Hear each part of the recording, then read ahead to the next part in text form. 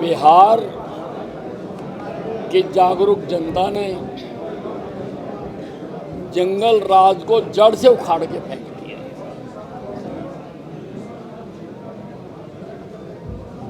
जो कट्टा राज था उसका कट्टे का भी जवाब दे दिया।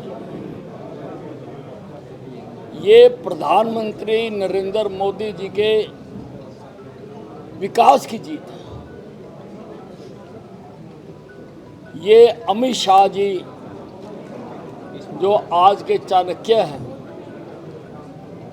बिहार डिफिकल्ट था बहुत, लेकिन उनकी नीति से ये नतीजा आया है। ये नीतीश कुमार का जो साफ इमेज है, जो उसके दामन पे एक भी दाग नहीं है, जो उसने काम किया है, ये उसका नतीजा है।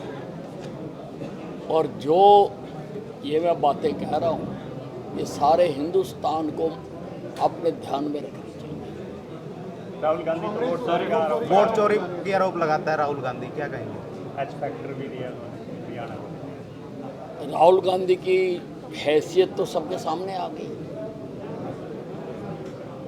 वो केवल झूठ, फ्रॉड, गलत बातों के सहारे राजनीति करता है।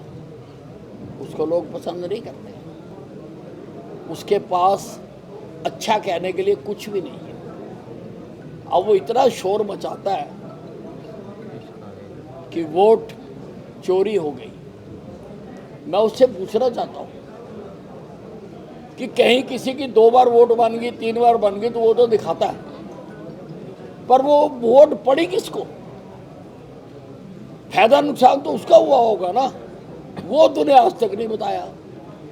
ना तूने आज तक कोई कंप्लेंट दी है, ना तूने कहीं लिख के दिया है कि उसका पता करे।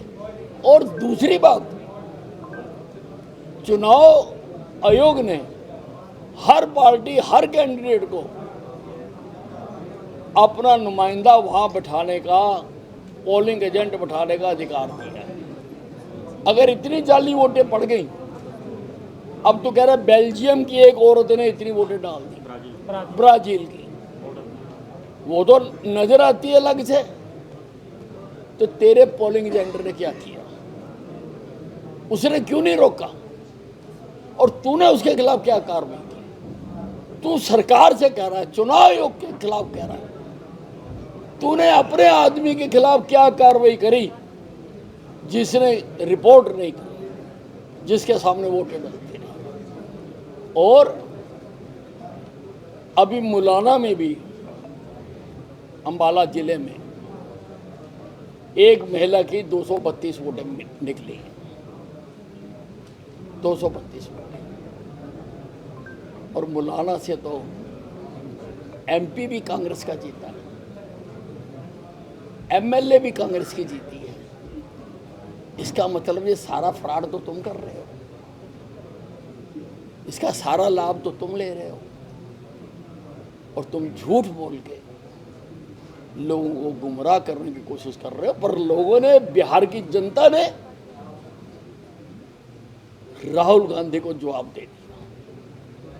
जो ये नकली वोटों का जुलूस निकाल रहा था, पद यात्रा कर रहा था, लोगों ने इसका जवाब दे दिया और बिल्कुल इसको उखाड़ के फेंक दिया। और इसको अब राजनीति नहीं करनी चाहिए। ये जो पहले ढूंढता फिर रहा था कि मच्छियाँ कैसे पकड़ते हैं, अब इसको तालाब में छलांग मार के मच्छियाँ पकड़ने का काम करना चाहिए। ज़्यादातर मामले आज पुलिस के खिलाफ थे। मीटिंग में पहुंचे थे, सुनवाई हुई है सर, क्या कुछ निर्देश जारी किए? देखिए, मैं तो हर केस का आपके सामने किया है सारा, और हर केस को इंसाफ देने की कोशिश की है। और सरकार ने जो ग्रीवेंस कमेटियाँ बनाई भी इसीलिए, नहीं तो अधिकारी हैं यहाँ पर कोई अधिकारियों से सेटिस्फाइड नहीं है, किसी की कोई तकलीफ है, किसी का कुछ है, तो वो हमारे सामने रखते हैं।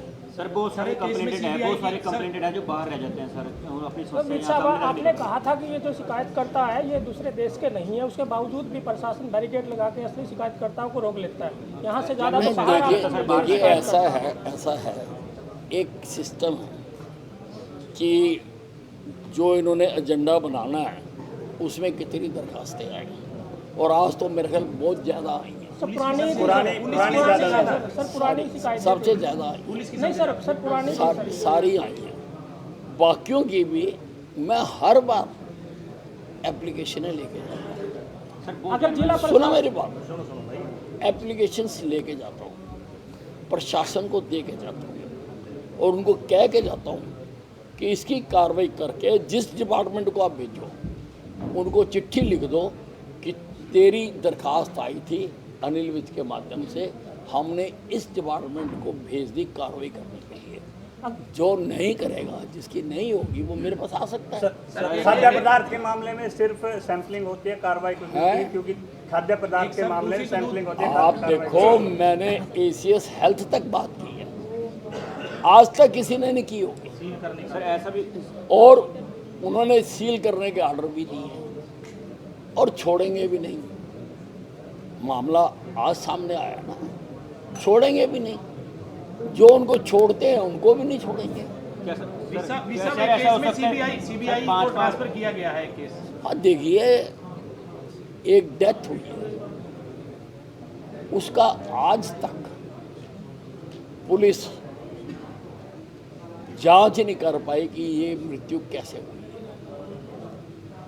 और परिवार वालों ने 5-6 नाम भी दिए हैं कि ये हो सकते हैं, उनसे भी पुलिस सच नहीं निकलवा पाई। एक व्यक्ति उसमें से विदेश भाग गया है, हो सकता है उसको सारी बात मालूम है, पुलिस ने उसको भी लाने की अभी तक कोशिश नहीं की है। हालांकि पिछली मीटिंग में मैंने आदेश करे थे, अब उन्होंने उसके संबंध निकाले हैं।